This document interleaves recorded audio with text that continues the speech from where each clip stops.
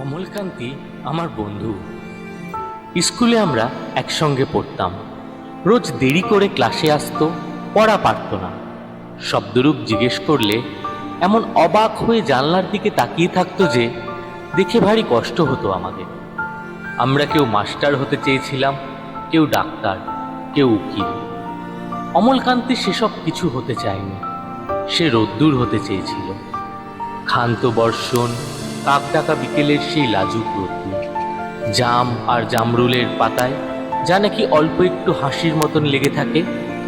আমরা কেউ মাস্টার হয়েছি, কেউ ডাক্তার, কেউ উকিল। অমলকান্তি রোদ্দুর হতে পারেনি। সে এখন অন্ধকার একটা ছাপাখানায় কাজ করে। মাঝে মধ্যে আমার সঙ্গে দেখা করতে আসে, চা খায়, এটা ওটা গল্প করে, তারপর বলে, উঠি তাহলে। আমি ওকে দরজা পর্যন্ত এগিয়ে দিয়ে আসি। আমাদের মধ্যে যে এখন মাস্টারি করে, অনায়াসে সে ডাক্তার হতে পারত। যে ডাক্তার হতে চেয়েছিল, উকিল হলে তার এমন কিছু ক্ষতি হতো না। অথচ সকলেরই ইচ্ছে পূরণ হলো, এক অমলকান্তি ছাড়া। অমলকান্তি রোদ্দুর হতে পারেনি।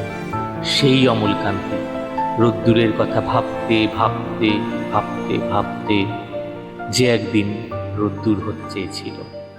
ধন্যবাদ।